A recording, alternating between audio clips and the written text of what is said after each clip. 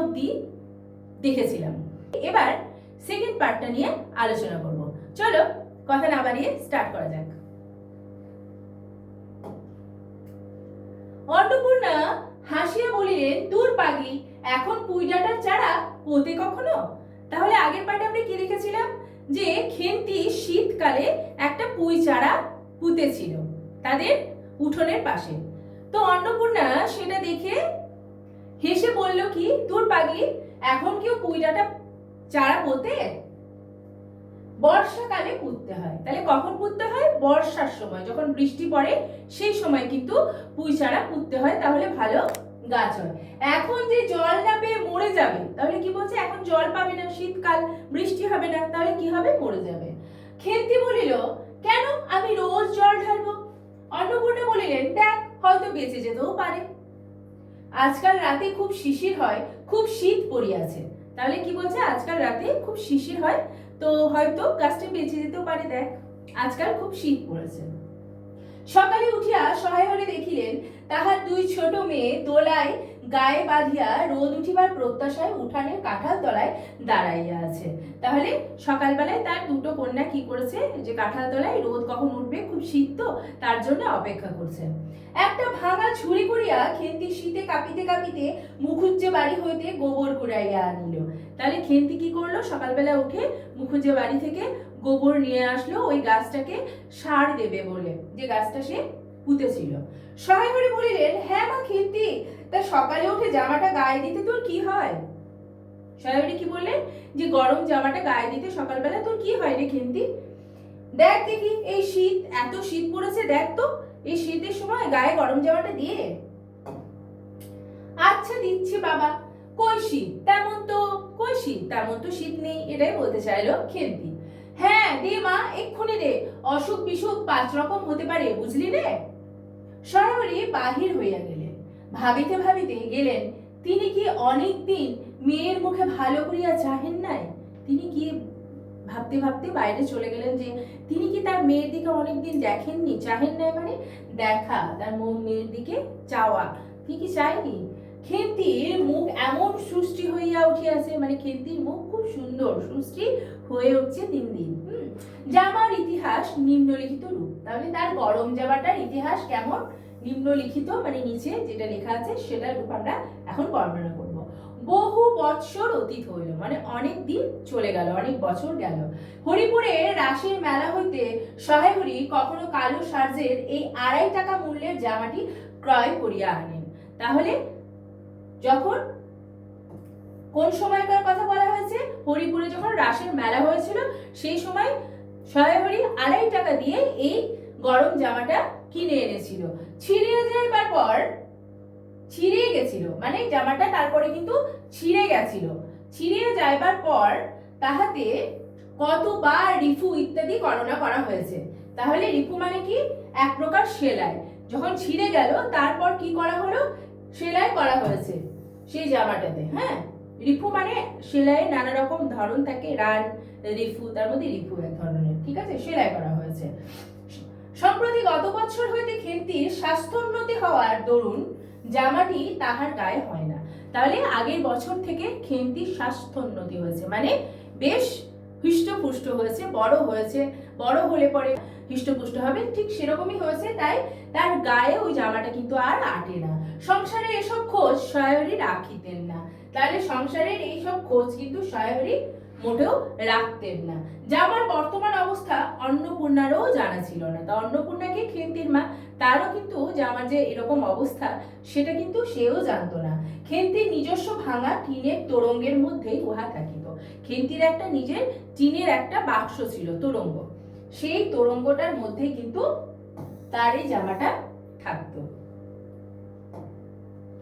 তারপর কি দেখবো, পৌষ সংক্রান্তি। পৌষ সংক্রান্তিতে কি হয় আমরা জানি, পিঠা হয়, তাই তো? তো সন্ধ্যাবেলা অন্নপূর্ণা একটি কাশিতে চালের গুঁড়া, ময়দা, গুড় দিয়া চটকাইতেছিল। একটা ছোট বাটিতে 1 বাটি তেল, তাহলে পিঠা হবে। খেন্তি কুড়ুনির নিচে একটা কলার পাতা পাড়িয়া 1 থাল নারকেল কুড়িতেছে। অন্নপূর্ণা প্রথমে খেন্তির সাহায্য লইতে স্বীকৃত হন নাই। তাহলে খেন্তি কি করছে, নারকেল কুড়ুনি মানে নারকেল কোড়া দিয়ে নারকেল কুড়ছে। প্রথমে অন্নপূর্ণা খেন্তির সাহায্য নিতে চায়নি, স্বীকৃত হয় না, মানে প্রথমে খেন্তির সাহায্য নিতে চাননি। কেন? কারণ সে যেখানে সেখানে বসে বনে বাজারে ঘুরে বেড়ায়, তাহার কাপড় চোপড় স্বাস্থ্যসম্মত ও সূচি নহে। তার মানে সে এদিক ওদিক সেদিক করে ঘুরে বেড়ায়, সেই জন্য তার কাপড় চোপড় কি পবিত্র নয়, সূচি নয়। সেজন্য কি হয়েছে, তার সাহায্য নিতে প্রথমে অন্নপূর্ণা চায়নি। অবশেষে খেন্তি নিতান্তই ধরিয়া পড়ায় হাত পা ধোয়াইয়া ও সুশুদ্ধ কাপড় পরাইয়া তাহাকে বর্তমান পদে নিযুক্ত করা হয়েছে। তাহলে খুব খেন্তি জোরজার করলো, তার জন্য তাকে কি করলো, হাত পা ধুয়ে নিয়ে আসা করালো, যে খেন্তি যা হাত পা ধুয়ে আয়। তারপর নতুন আবার পরিষ্কার জামা কাপড় পরলো, তখন তাকে এই নারকেল কোড়ার কাজে পদে নিযুক্ত, মানে কি পদে নিযুক্ত করা হয়েছে, বর্তমান পদে, মানে নারকেল কোড়ার কাজে তাকে দেয়া হলো। ময়দার গোলা মাখা শেষ হইলে অন্নপূর্ণা উঠোনে খোলা চাপাইতে যাইতেছেন। তাহলে উনুনে খোলা চাপাতে যাচ্ছে পিঠা বানানোর জন্য। গোলা মাখা শেষ হয়ে গেল, তখনই ছোট মেয়ে রাধি হঠাৎ ডান হাত কানা পাতিয়া বলিল, মা ওই একটু, মানে ওই যে গোলা মাখানো হলো কি কি দিয়ে, গুড়, চালের গুঁড়া, ময়দা, গুড় এসব দিয়ে যে গোলা মাখানো হলো, সেটা মাখানোর পরে সেই গোলা কে চাইলো, রাধি। কি বলছে, মা আমাকে একটু দাও বলে হাত পাতলো। মানে এই গোলাটা সবাই দেখবে ছোটবেলায় কোনো কিছু রান্না হলে, যেমন যে কোনো কিছুই হোক, মাংসই হোক, আমি যদি ধরলাম, রান্না হলে পরে কষার সময় ছোট বাড়িতে বাচ্চা কাচ্চা থাকলে চলে যায়, মা আমাকে একটু দাও। ঠিক সেরকমই পিঠা হবে, পিঠা হলেও কিন্তু ছোট বাচ্চারা বেশি ইন্টারেস্ট নিয়ে সেখানে যায়, যে পিঠা হবার আগে গোলাটা মাখানো কেমন হলো, আমাকে একটু দাও মা, চেখে দেখি। সেরকম রাধিও তার মায়ের কাছে গেল, যে মা একটু দাও, চেখে দেখি। অন্নপূর্ণা গামলাটা হইতে একটুখানি গোলা তুলিয়া লইয়া হাতের আঙুল 5টি দ্বারা একটি বিশেষ মুদ্রা রচনা করিয়া সেটুকু রাধার প্রসারিত হাতের উপর দিলেন। তাহলে বানানটা ভুল আছে। তাহলে বিশেষ মুদ্রা, এরকম করে একটা মুদ্রা করে হাতে তুলে নিয়ে রাধির হাতে এরকম করে গোলাটা দিল। মেজ মেয়ে পুটি অমনি ডান হাত কানা কাপড়ে মুছে লইয়া মার সামনে পাতিয়া বলিল, মা আমায় একটু। মেজ মেয়ের কি নাম পুটি, ছোট মেয়ের কি নাম রাধি, বড় মেয়ের কি নাম খেন্তি। মেজ মেয়ে পুটিও কি বললো, যে মা আমাকেও একটু দাও। খেন্তি সূচি বস্ত্রে নারকেল কুড়িতে কুড়িতে লুব্ধ নেত্রে মধ্যে মধ্যে এদিকে চাহিতেছিল। এ সময় খাইতে যাওয়া মা পাছে বকে। তাহলে কি, যে লুব্ধ নয়নে মানে লোভের সাথে, লোভের নয়ন মানে কি নেত্রে, আর কি মানে নয়ন মানে চোখ, মানে লোভের চোখের মধ্যে দিকে সে গোলাগুলো তার মা তাকে, ছোট বোনকে, তার মেজ বোনকে দিচ্ছিল। খেন্তিও কিন্তু খুব লোভের সাথে সাথে ওইদিকে দিয়ে তাকাচ্ছিল।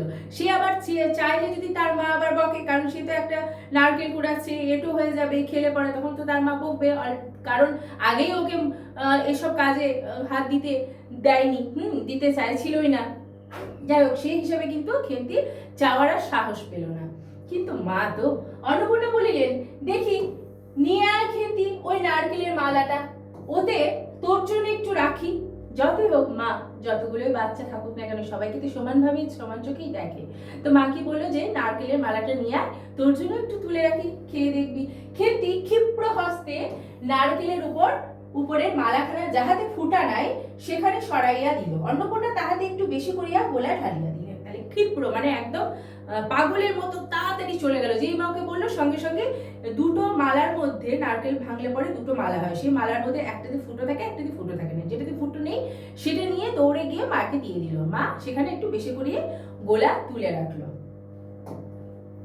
মেজ মেয়ে পুটি বলিল, জ্যাঠাইমারা অনেকখানি দুধ নিয়েছে, রাঙা দিদি ক্ষীর তৈরি করছিল, ওদের অনেক রকম হবে। তাহলে জ্যাঠাইমার অন্য কারোর কথা সেখানে পারলো। পুটি বলছে যে জ্যাঠাইমারা নাকি অনেক দুধ নিয়েছে, তাদের নানা রকম পিঠা হবে আর কি। খেন্তি মুখ তুলিয়া বলিল, এবেলা আবার হবে নাকি, ওরা তো ও বেলা ব্রাহ্মণ নিমন্ত্রণ করেছিল, সুরেশ কাকাকে আরো পাড়ার তিনু বাবাকে। ও বেলা তো পায়েস, ঝোল, পুলি, মুখ তক্তি এসব হয়েছে। তাহলে ও পাড়ায় আরো কাদের বাড়িতে বলা হয়েছে, রাঙা দিদিদের বাড়িতে কি কি পুটি হবে, কি কি পিঠা তৈরি হবে, সেগুলো নিয়ে কিন্তু পুটি কথাবার্তা বলছে। আর এদিকে খেন্তিও কি বলছে, আগের বার তো ওবেলা তো হয়েছিল, পায়েস হয়েছিল, ঝোল পুলি মুখ তক্তি এগুলো সব পিঠার নাম, এগুলো তো হয়েছিল, তো আবার কি এবেলা হবে, এসব কথাবার্তা ওদের মধ্যে চলছে। পুটি জিজ্ঞাসা করিল, হ্যাঁ মা, ক্ষীর না হলে পাটিসাপটা হয় না, তাহলে পাটিসাপটা পিঠে কি ক্ষীর ছাড়া তৈরি হয় না? খেদি বলছিল, ক্ষীরের পুর না হলে কি আর পাটিসাপটা হয়? আমি বললাম, কেন, আমার মা তো শুধু নারকেলের ছাঁচ দিয়েই করে, সে তো কেমন লাগে। তাহলে কি বলছিল, খেদি কি বলেছে যে ক্ষীর ছাড়া নাকি পাটিসাপটা হয় না, কিন্তু পুটি আবার কি বলেছে, আমার মা মানে অন্নপূর্ণা বেশ নারকেলের ছাঁচ দিয়েই তো খুব সুন্দর করে, সেটাই আর কি বলেছে। তাদের পিঠে নানা রকম কথাবার্তা, পিঠে করতে করতে তাদের মধ্যে নানা রকম কথাবার্তা হচ্ছে। অন্নপূর্ণা বেগুনের বোটায় একটুখানি তেল লইয়া খোলায় মাখাইতে মাখাইতে প্রশ্নের সদুত্তর খুঁজিতে লাগিলেন। তাহলে এখানে এই যে পিঠা বানাবে, গোলা তৈরি আর বেগুন দিয়ে খোলার মধ্যে তেল দিয়ে এবার পিঠা তৈরি হবে, তাদের মধ্যে নানা রকম গল্প গুজব কিন্তু চলছে। খেন্তি বলিল, খেদির ওসব কথা, খেদির মা তো ভারী পিঠে করে কিনা, ক্ষীরের পুর দিয়ে ঘিয়ে ভাজলে কি আর পিঠে হয়? সেদিন জামাই এলে ওদের বাড়ি দেখতে গেলুম কিনা, তাই খুড়িমা দুখানা পাটিসাপটা খেতে দিল। ও মা, কেমন একটা ধরা ধরা গন্ধ। খেদি কি বললো যে ওরকম করে ঘিয়ে ভাজলেই কি ক্ষীর দিয়ে কি ভালো পিঠে হয় নাকি? সেদিন যখন জামাই এসেছিল দেখতে গেলাম, তো খেলাম, আমাকে খেতে দিল, তো কেমন ধরা ধরা গন্ধ। আর পিঠেতে কখনো গন্ধ পাওয়া যায়? পাটিসাপটা কোনো ক্ষীর দিলে ছাই খেতে হয়। তাহলে কি বলছে, যে আমার মায়ের খুব ভালো করে, ওরা যা করে করে, ওর মা যেটুকুই করে যেমনই করে ওদের কিন্তু অমৃত লাগে, খুব ভালো লাগে খেতে। বেপরোয়া ভাবে উপরিউক্ত উত্তর শেষ করিয়া খেন্তি মার চোখের দিকে চাহিয়া জিজ্ঞাসা করিল, মা, নারকেলের কোড়া একটু নেব? তাহলে এবার নারকেল কোড়া হয়ে গেছে, এবার গোলা খাওয়া হলো, এবার কি করবে, নারকেলের কোড়া নেবে, যেগুলো নারকেল কোড়া একটুখানি কি নেব, তাই জিজ্ঞাসা করছে। অন্নপূর্ণা বলে, নে, কিন্তু এখানে বসে খাস নে, মুখ থেকে পড়বে নাকি হবে, ওই যা ওইদিকে গিয়ে খা। তাহলে কি বললো অন্নপূর্ণা, যা একটু করে নারকেল কোড়া নিয়ে, কিন্তু এখানে বসে খাস নে, এবার পড়ে টড়ে যাবে, ওইদিকে গিয়ে খা। খেন্তি নারকেলের মালায় এক থাবা তুলিয়া লইয়া একটু দূরে গিয়া খাইতে লাগিল। মুখ যদি মনের দর্পণ স্বরূপ হয়, তবে খেন্তির মুখ দেখিয়া সন্দেহের কোনো কারণ থাকিতে পারিত না যে অত্যন্ত মানসিক তৃপ্তি অনুভব করিতেছে। তাহলে এই যে সেই গোলা আর নারকেলের যে কোড়া, সেটুকু খেয়ে খেন্তি খুবই তৃপ্তি অনুভব করেছে। একটা খেতে ভালোবাসে লোভী মেয়ে, তার যে সেই চরিত্রের কথা কিন্তু এখানে খুব সুন্দরভাবে, মনোরমভাবে কিন্তু এখানে বিস্তারিত আলোচনা করা হয়েছে। আর এখানে কি বলেছে, মুখ যদি মনের দর্পণ স্বরূপ হয়, দর্পণ মানে কি, আয়না। তাহলে মুখ যদি মনের আয়না হয়, তাহলে তখন খেন্তিকে দেখে বোঝা যায় যে তার মনে কতটা তৃপ্তি, কতটা সুখ সে অনুভব করছিল তখন। ঘন্টাখানি পরে অন্নপূর্ণা বলিলেন, ওরে, তোরা সব এক এক টুকরো পাতা পেতে বস তো দেখি, গরম গরম দিই, খেন্তি জল দেওয়া ভাত আছে ও বেলার, বার করে নিয়ে আয়। তাহলে কি বলছে, যা তোরা সবাই এবার পাতা পেরে বসে পারো, গরম গরম পিঠে দিয়ে দিই, খেয়ে নে। আর খেন্তি ও বেলার কি আছে, ভাত আছে বেঁচে গেছে, সে ভাতটা নিয়ে আয়। খেন্তি নিকট অন্নপূর্ণার প্রস্তাব যে মনোভূত হলো না, তাহা তার মুখ দেখিয়া বোঝা গেল। তাহলে খেন্তির মুখটা কেমন হয়ে গেল, শুকিয়ে গেল, কারণ সবাই পিঠা খাবে আর খেন্তি নাকি ওবেলায় ভাত খাবে, সেটা খেন্তির মনোভূত হলো না। তখন পুটি কি বললো, মা, বড়দি পিঠেই খাক, ভালোবাসে, ভাত বরং থাকুক, আমরা কাল সকালে খেয়ে নেবো। তাহলে বড়দি পিঠেই খাক, পিঠে খেতে তো ভালোবাসে। পুটি তখন বললো, আমরা ভাত থাকলে পরে খেয়ে নেবো সবাই মিলে। খান কয়েক খাবার পর মেজো মেয়ে পুটি খাইতে চাহিল না। মেজো মেয়ে কি করে, পুটি কয়েকটা খেলো, তারপর আর খেতে চাইলো না, সে মিষ্টি খেতে খুব একটা ভালোবাসে না।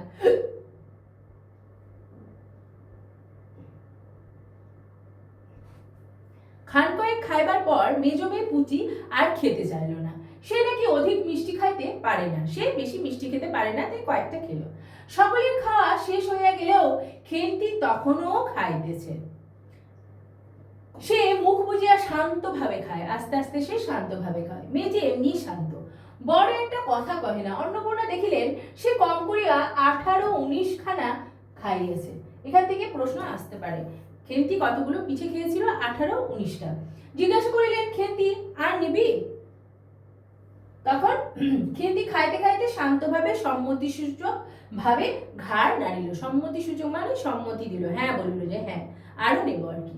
অন্নপূর্ণা তাকে আরো খান কয়েক কয়েক দিলেন। খেন্তির মুখ চোখ ঈষৎ উজ্জ্বল দেখাইল, হাসি ভরা চোখে মার দিকে চাহিয়া বলিল, বেশ খেতে হয়েছে মা, মানে বেশ মানে খুব ভালো হয়ে খেতে হয়েছে মা, ওই যে তুমি কেমন ফেনিও বানাও ওতেই কিন্তু, এরকম করে বলতে গেল। সে পুনরায় এই কথাগুলো বলে আবার খেতে শুরু করলো। তার যে খাবার প্রতি এই ভালোবাসা, এই লোভ, সেটাই কিন্তু বারবার এখানে তুলে ধরা হয়েছে। পরে এটার জন্য কিন্তু কথাই শুনতে হবে। যাই হোক, অন্নপূর্ণা হাতা খুন্তি চুলি তুলিতে তুলিতে সস্নেহে তাহার এই শান্ত নিরীহ একটু অধিক মাত্রায় ভোজনপটু মেয়েটির দিকে চাহিয়া রহিলেন। তাহলে সে হাতা খুন্তি তুলতে তুলতে কি দেখলো, তার মেয়ের দিকে চাইলো। সে কেমন ছিল? ভোজনপটু, ভোজন মানে খাবার, ভোজনপটু মানে পেটুক। হ্যাঁ, তো মেয়েটির দিকে চাহিয়া দেখিলেন, তাকালেন, মনে মনে ভাবিলেন, খেন্তি আমার যার ঘরে যাবে তাদের অনেক সুখ দেবে, মানে যার সাথে বিয়ে হবে, যে ঘরে যাবে শ্বশুর বাড়িতে অনেক সুখ দেবে, সে মনে মনে ভাবলো তার মা। এমন ভালো মানুষ, কাজকর্মে বকো মারো গাল দাও, টু শব্দটি নেই মুখে, উঁচু কথা কখনো কেউ শোনেনি। তাহলে খেন্তি কেমন চরিত্রের? যে খেন্তি হচ্ছে খুবই শান্ত, খুব ভালো মানুষ, এবং কাজকর্মে যতই যদি কোনো সমস্যা হয়, যদি কোনো প্রবলেম হয়, তাকে যতই বকো, যতই মারো, যতই গাল দাও না কেন, সে কিন্তু মুখে কোনো রকম টু শব্দটিও বের করে না, এবং উঁচু কথা তার মুখ থেকে তো কখনো শোনাই যায় না। সে এতটা শান্ত এবং ভালো মানুষ মেয়ে। বৈশাখ মাসে প্রথমে সহায়হরির এক দুঃসম্পর্কীয় আত্মীয়ের ঘটকালিতে খেন্তির বিবাহ হইয়া গেল। তাই খেন্তির বিয়ে কবে হয়েছিল? প্রশ্ন আসে। এখানে খেন্তি কেমন? সেটাও প্রশ্ন আসে। ঠিক আছে, বৈশাখ মাসে প্রথমেই বিয়ে হয়ে গেল। সহায়হরির একজন দুঃসম্পর্কীয় কারণ আত্মীয়ের ঘটকালিতে বিয়েটা হয়েছিল। হ্যাঁ, দ্বিতীয় পক্ষে বিবাহ করিলে, তাহলে যার সাথে বিয়ে হলো তার দ্বিতীয় পক্ষের বিয়ে, দুবার বিয়ে হলো। তার প্রথমে যে বিয়ে হয়েছিল, সে মেয়েটা যার সাথে বিয়ে হয়েছিল, যে লোকটা খেন্তির পরে, তার কিন্তু প্রথমে বউটা মারা গেছে, দ্বিতীয় বিয়ে করে হচ্ছে বউ খেন্তি। পাত্রটির বয়স কত? 40-এর খুব বেশি কোনো মতেই হইবে না, মানে 40 বছর বয়স্ক একজন মানুষের সাথে 15 বছর বয়সের খেন্তির বিয়ে হলো।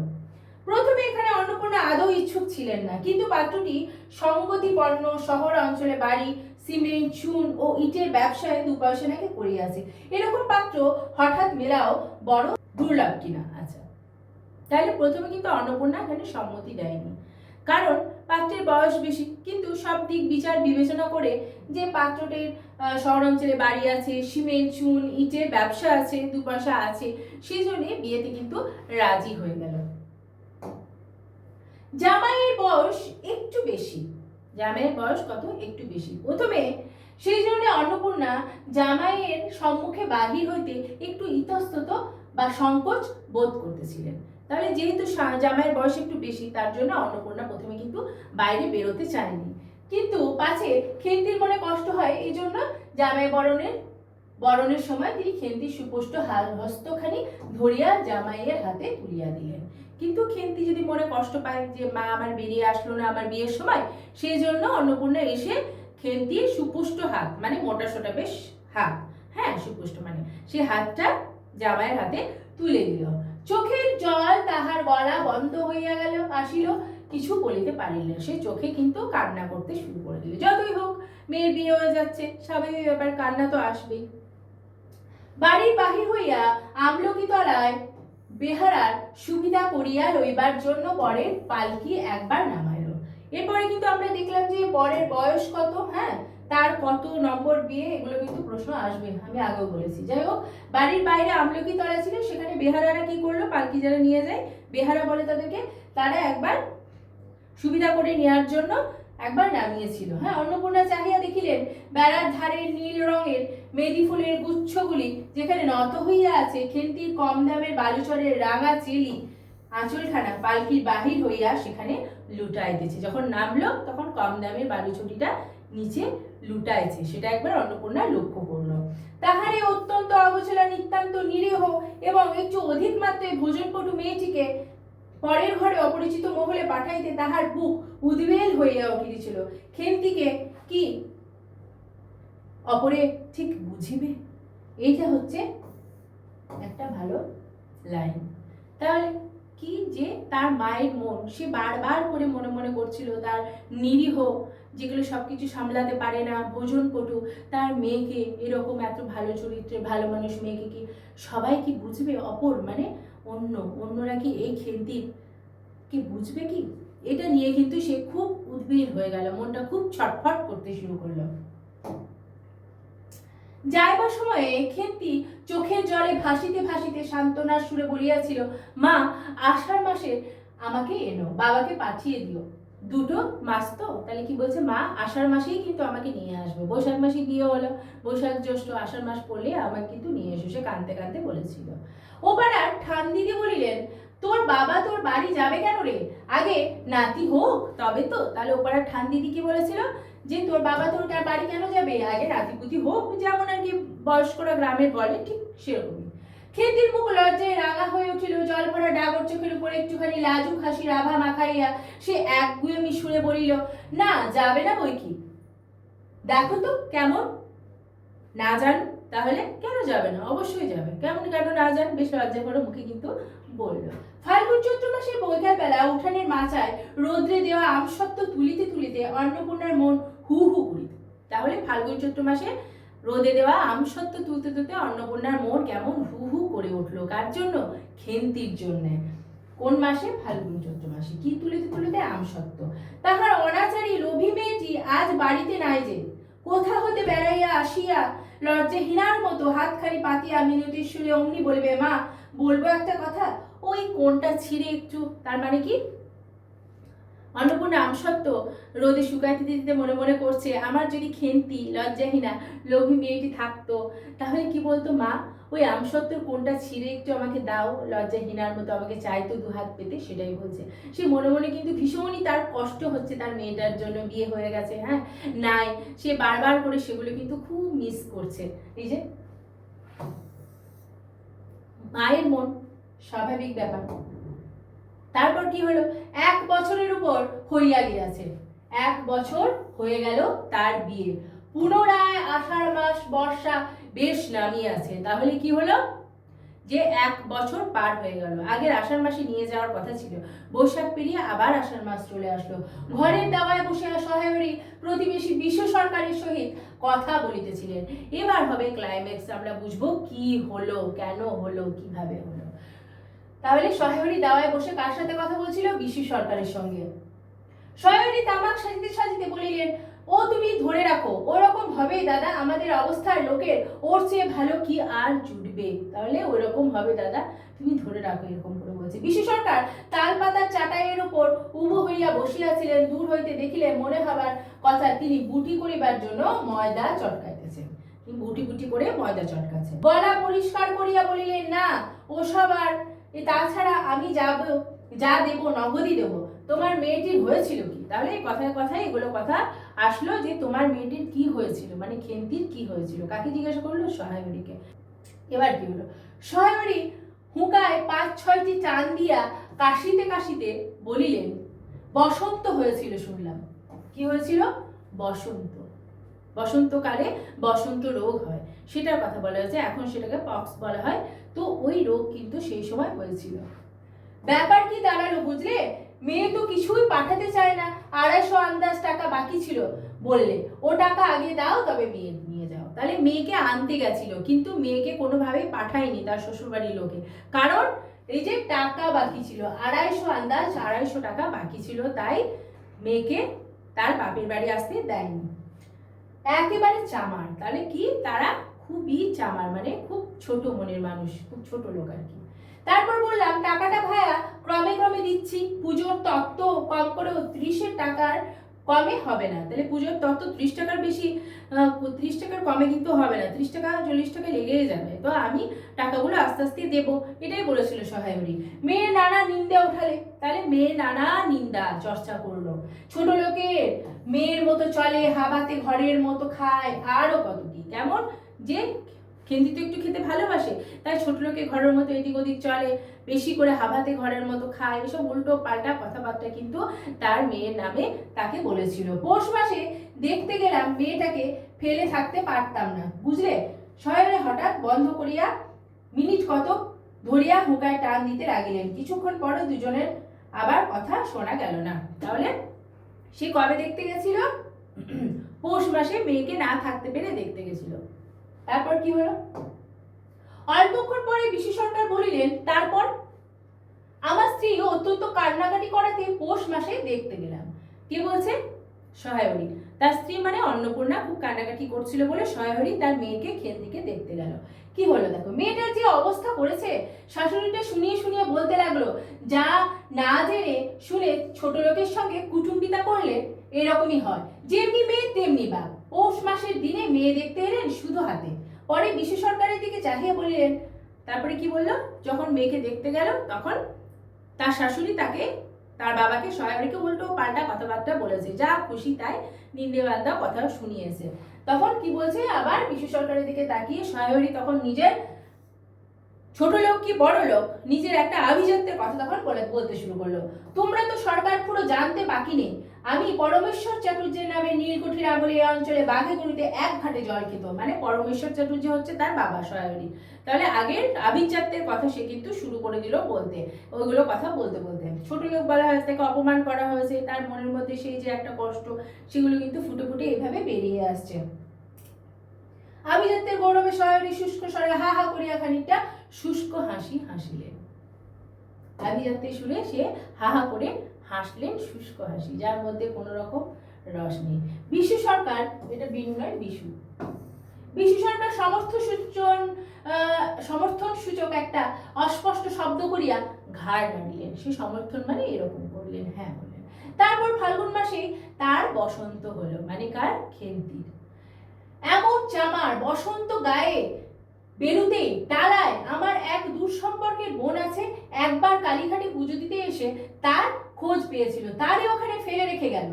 আমার না একটা সংবাদ না কিছু। তাহলে কি বলছে?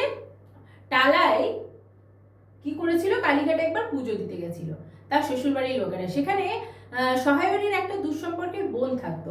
তো যেই বসন্ত বেরিয়েছে খেন্তির গায়ে, তখনই সঙ্গে সঙ্গে কি করলো, সেই টালায় সেই দুঃসম্পর্কীয় বোনের কাছে গিয়ে কিন্তু খেন্তিকে রেখে দিয়ে চলে আসলো। তারপর কি হলো? তাকে কোনো রকম, তার বাবাকে কোনো রকম সংবাদ চিঠিপত্র কিছুই দেয়নি। আর আমার সংবাদ দেয় তা আমি গিয়ে, তারপরে তারা আমাকে সংবাদ দেয়, মানে তার বোন যার বাড়িতে রেখে দিয়ে গেছিল সহায়রী দুঃসম্পর্কের বোন, তারা সহায়রীকে সংবাদ দেয়। তারপরে সে সহায়রী গিয়ে ওখানে যায়। তারপরে গিয়ে আমি গিয়ে তারপরে কিন্তু থেমে গেল, চুপচাপ হয়ে গেল কিছুক্ষণ। তখন বিশু সরকার কি বলছে? দেখতে পাওনি? তখন সহায়রী বলছে, না। এমনি চামার গয়নাগুলো অসুখ অবস্থাতেই গা থেকে খুলে নিয়ে তবে টালায় পাঠিয়েছে। তাহলে সে তাদের শ্বশুরবাড়ির লোকগুলো এমন নিষ্ঠুর, কি করেছে, যে ওই বসন্ত বেরিয়েছে এক গায়ে, মানে বসন্ত রোগ, কষ্ট পাচ্ছে, সেই অবস্থাতেই রোগের তো চিকিৎসা করেইনি, ডাক্তার তো দেখাইনি, সেই অবস্থাতেই তার গা থেকে সমস্ত গয়না খুলে নিয়ে তাকে সেই টালায় সহায়রী দুঃসম্পর্কীয় বোনের কাছে পাঠিয়ে দিয়েছে। তখন টালাইতে যে সহায়রীর দুঃসম্পর্কীয় বোন যখন সহায়রীকে চিঠি পাঠায়, তারপর চিঠি আসতে তো সময় লাগে, খবর দিয়ে দেয়। এখনকার যুগের মতো ফোন তো ছিল না যে ফট করে ফোন করে এক্ষুনি চলে গেলাম খবর পেলেন, এরকম তো না। চিঠি আসতেই সময় লেগেছে, চিঠি পেয়েছে, চিঠি পাওয়ার পর সে গিয়েছে, অনেকটা সময়ের ব্যাপার। যেতে যেতে কিন্তু শেষ পর্যন্ত কি হলো, আর খেন্তিকে দেখতে পায়নি। এইটা হচ্ছে ট্র্যাজেডি ক্লাইম্যাক্স। খেন্তি কিন্তু আর ছিল না, মারা গেল। যাকটা চলো যাওয়া যাক, বেলা গেল। চার কি ঠিক করলো, পিঁপড়ের উপরে মুড়ির চার তো সুবিধা হবে না। যাই হোক, এই হলো এই ক্লাইম্যাক্স, মানে এই অবস্থাতে খেন্তি কিন্তু মারা গেল। এইরকম একটা নিরীহ ভালো মানুষ মেয়ের এই পরিণতি কিন্তু করুণ হলো। তারপর কয়েক মাস কাটিয়া গিয়াছে, আজ আবার পৌষ পার্বণের দিন। এবার পৌষ মাসের শেষাশেষি এত শীত পড়িয়াছে যে এরূপ শীত তাহারা কখনো জ্ঞানে দেখে নাই। তাহলে এখন কি হলো, এরপর বেশ কয়েক মাস চলে গেল, অনেক সময় চলে গেল, আবার শীত পড়েছে পৌষ মাসের শেষে। এই পৌষ মাসে কিন্তু ভীষণই ঠান্ডা পড়েছে, এত ঠান্ডা আগে কখনো পড়েনি। সন্ধ্যার সময় রান্নাঘরের মধ্যে বসিয়া অন্নপূর্ণা সরু চাকলি পিঠের জন্য চালের গুঁড়ার গোলা তৈরি করিতেছে। কুটিও রাধি উনুনের পাশে বসিয়া আগুন পোহাইতেছে। তাহলে আবার পৌষ মাসে সংক্রান্তিতে কি করছে, অন্নপূর্ণা পিঠে বানাচ্ছে। পুটি আর রাধি দুই মেয়ে বসে বসে কিন্তু আগুন পোহাচ্ছে। রাধি বলে দিচ্ছে আর একটু জল দিতে হবে মা, অত ঘন করে ফেললে কেন? পুটি বলিল আচ্ছা মা, ওতে একটু নুন দিলে হয় না? তাদের মধ্যে কথাবার্তা চলছে এটা ওটা করে। ও মা দেখো, রাধির দোলায় কোথায় ঝুলছে, এক্ষুনি ধরে উঠবে। অন্নপূর্ণা বলিয়া উঠিলেন, সরে এসে বস মা, আগুনের ঘাড়ে গিয়ে না বসলে কি আগুন পাহানো যায় না?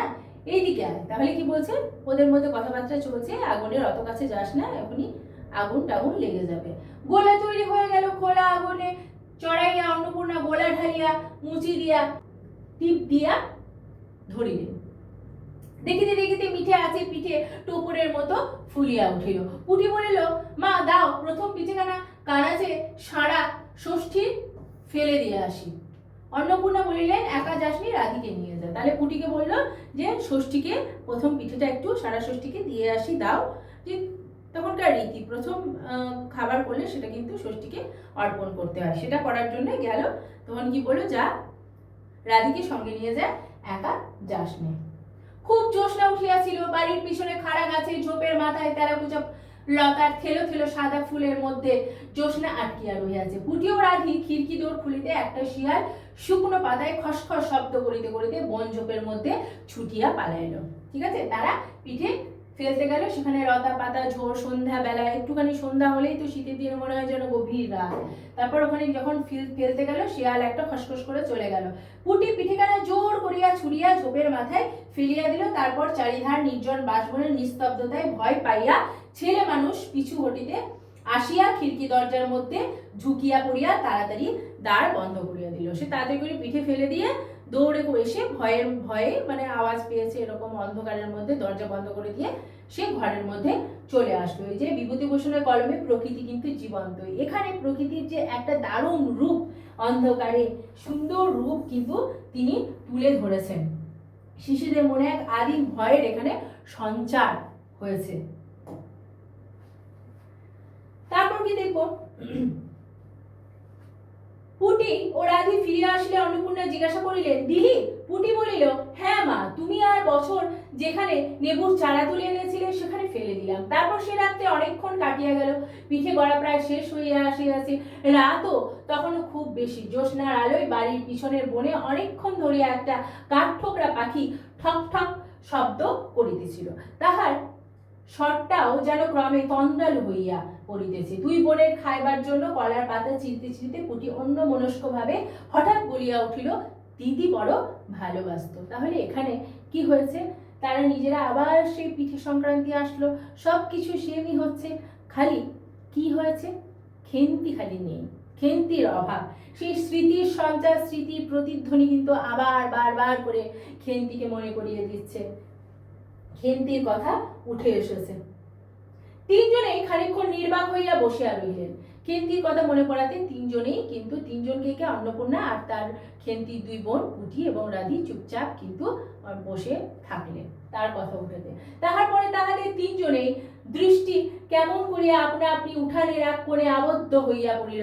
সেখানে বাড়ির সেই লোভী মেয়েটি লোভের স্মৃতি পাতায় পাতায় শিরায় শিরায় জড়াইয়া তাহার কত সাধে নিজের হাতে পোতা পুঁই গাছটি মাচা জুড়িয়া বাড়িয়া উঠিয়াছে। তাহলে হঠাৎ করে কথা বলতে বলতে কি হলো, তার সেই উঠানে যেখানে পুঁই চারাটি খেন্তি লাগিয়ে গেছিল সেই দিকে তাদের চোখ কিন্তু গেল। তারপর ফট করে থমকে গেল সেই চোখ ওখানে গিয়ে।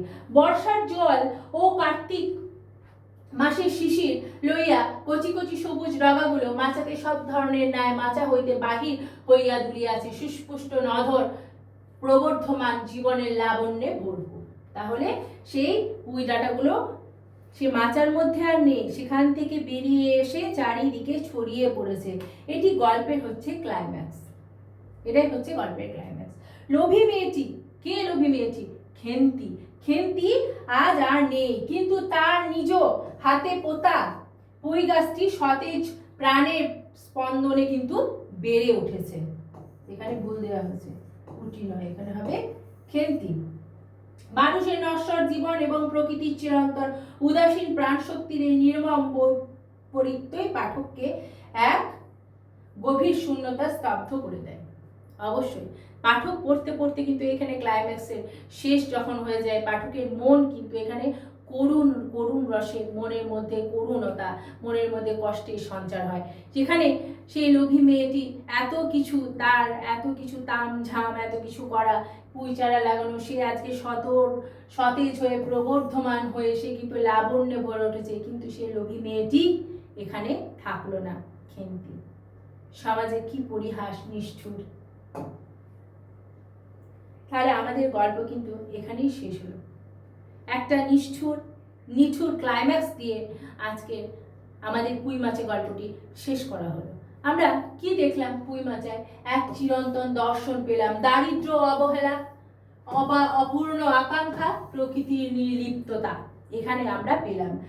চরম দারিদ্র কিভাবে মানুষের ভাগ্য ও সামাজিক সম্পর্ককে নিয়ন্ত্রণ করে তার নির্লিপ্ত চিত্রায়ন এই গল্পে আমরা পেয়েছি। মানুষের স্বার্থপরতার কাছে কিন্তু তা স্নেহের কিন্তু ভালোবাসার পরাজয় হলো শেষ পর্যন্ত। আর কি হলো? ছোট ছোট গ্রামীণ আনন্দের মাঝে এক কিশোরীর অপূর্ণ স্বাদের ট্র্যাজেডি। কিশোরীর ছোট ছোট গ্রামের মধ্যে যে ছোট ছোট আশা, সেইগুলো কিন্তু কিছুই রইল না, সব অপূর্ণ হয়ে থেকে গেল, বিষণ্ণতার ছায়া একটা নেমে আসলো।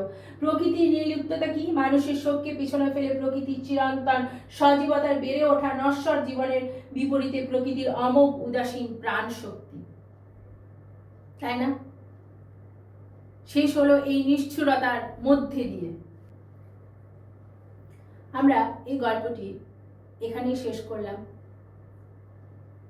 গল্পটা শেষে মনটা খারাপ করে দেয় অবশ্যই, কিন্তু প্রথম থেকে শুরু করে গল্পটি কিন্তু বেশ ভালোই কিন্তু আমাদের জার্নিটা গেল।